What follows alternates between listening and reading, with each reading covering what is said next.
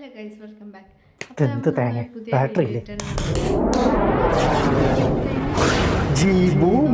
ഞാൻ റിമോട്ട് ഭൂതം. റിമോട്ടിലും ഭൂത. പണ്ടൊരു കാറിന്റെ അടിക്കുന്ന ഭൂതം എന്ന് ഓർക്കുന്നില്ലേ? അപ്പൊ ഇതിന് പ്രസക്തിയില്ല. ഒരുപാട് നാളത്തെ റിമോട്ട് വാസത്തിന് ശേഷം എന്നെ മോചിപ്പിച്ചത് മുതലാളിയാണ്. അപ്പൊ ഞാൻ ഇന്ന് മുതലാളിക്ക് കടപ്പെട്ടവനായിരിക്കും. ഇന്നൊരു 1000 റുപ്യ തരുമോ? അയ്യടാ, അങ്ങനെ പൈസ തന്നിട്ടുള്ള കടപ്പാടൊന്നുമില്ല. കടായിട്ട് മതിയെന്ന് 10 കൊല്ലം കഴിഞ്ഞിട്ട് തിരിച്ചുതരാം. എന്റെ കയ്യിൽ ഇല്ലാത്തോണ്ടല്ലേ റിമോട്ടിനകത്ത് ഞാൻ കമ്മട്ടുണ്ടാക്കുന്നതായിരുന്നില്ല, കയ്യിൽ കായ് കുമിഞ്ഞുകൂടാൻ. ഇത്രയും ദാരിദ്ര്യം പിടിച്ച ഭൂതം. അലാവുദ്ദീനൊക്കെ കിട്ടുന്ന അത്ഭുത വിളക്കിലെ ഭൂതം നമുക്കൊക്കെ കിട്ടുന്നതോ അലവലാതി ഭൂതം. കോണം നന്നാവണം.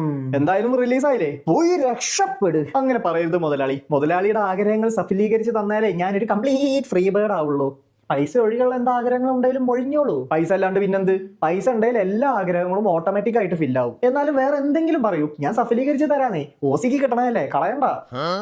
എന്നാലേ എനിക്ക് എന്തെങ്കിലും ഒരു ഷിപ്പ് ഉണ്ടാക്കി തരണം. കടലാസ് കൊണ്ട് മതിയോ? ഇപ്പൊ തന്നെ ഉണ്ടാക്കി തരാം. ഒരു ന്യൂസ് പേപ്പർ തരുമോ? ആ ഷിപ്പല്ല, ഇപ്പോഴുള്ള ഒരുപാട് ഷിപ്പുകളില്ലേ. സിറ്റുവേഷൻ ഷിപ്പ്, ടെസ്റ്റേഷൻ ഷിപ്പ്, നാനോ ഷിപ്പ്, ഡെലിവേഷൻ ഷിപ്പ്, ബെഞ്ചിങ്, ബ്രെഡ് ക്രാമ്പിങ്. ഇതിലുള്ള ഏതെങ്കിലും ഒരു ഷിപ്പ് ഒരു പെൺകുട്ടിയായിട്ട് എനിക്ക് സെറ്റ് ആക്കി തരണം. ആഗ്രഹം കൊണ്ടോ? ക്ഷമിക്കണം മുതലാളി, 90s കിഡ്സിന് ഇതൊന്നും സാധിച്ചു കൊടുക്കരുത് എന്ന് ഞങ്ങളുടെ പ്രിയാമ്പിൾ ഓഫ് കോൺസ്റ്റിറ്റ്യൂഷനിൽ പറയുന്നുണ്ട്. അപ്പൊ ഞങ്ങൾ എന്താ ബിരിയാണിയിലൊക്കെ അറിയാൻ പോവോ അവഗണിക്കാൻ? ഞങ്ങൾക്കും ഇതേപോലെ ഷിപ്സിനോട് ആഗ്രഹം. അത്ര നിർബന്ധമാണെങ്കിൽ ഞാനൊരു സ്കോളർഷിപ്പ് സംഘടിപ്പിച്ചു തരാം. ഞാൻ പഠിത്തം നിർത്തിയതാ, എന്നൊരു ഇന്റേൺഷിപ്പ് എടുക്കട്ടെ. എനിക്ക് വയർപ്പിന്റെ അസുഖമുണ്ട്, വരാൻ പാടില്ല, അലർജിയാ. എന്നിട്ടിപ്പോ വയർക്കുന്നതോ? പണിയെടുക്കാതെ കുഴപ്പമില്ല, പണിയെടുക്കണ വയർപ്പിന് അലർജി.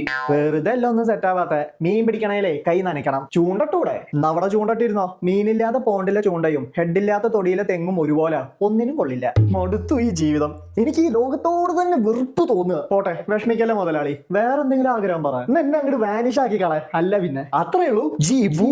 ദൃശ്യ അദൃശ്യ വാനിഷാദി ഭൗത ചതുർഭുജ.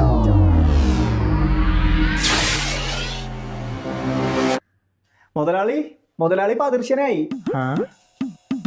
ശരിക്കും അമ്മച്ചിയാണെ ശരിക്കും എനിക്ക് പോലും കാണാനില്ല. അപ്പോ എനിക്ക് ആരെ വേണേലും ഞോണ്ടാൻ തല്ലാം എന്നെ കാണൂലേ? തീർച്ചയായും. ഒരുമാതിരി മറ്റേ പണി കാണിക്കല്ലേ. കുഴിമന്തി വാങ്ങി തന്ന കഴിക്കാൻ മയണൈസ് ഒഴിക്കല്ലോ. അയ്യോ വയ്യ, ചുമ്മാ ഞാനൊന്ന് ടെസ്റ്റ് ചെയ്താ. സംഗതി കൊള്ളാം കേട്ടോ. പക്ഷെ നമുക്ക് എപ്പോഴും ഇങ്ങനെ ഇൻവിസിബിൾ ആയി നിൽക്കാൻ കഴിയില്ലല്ലോ. അതുകൊണ്ട് മതി കളിച്ച് ഇങ്ങനെ തിരിച്ച് വിസിബിൾ ആക്ക്. അത് പറയാൻ വിട്ടുപോയി, തിരിച്ചാക്കാൻ പറ്റില്ല. അതെന്താ? ഷോ, തിരിച്ച് വിസിബിൾ ആക്കണേൽ എനിക്ക് മുതലാളിയെ കാണണ്ടേ? മുതലാളി ഇപ്പൊ ഇൻവിസിബിൾ അല്ലേ?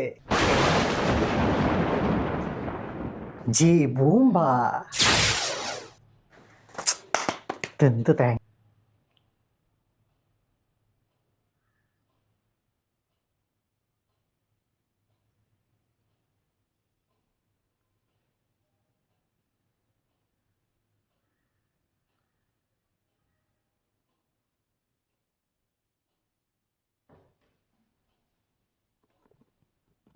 അപ്പോൾ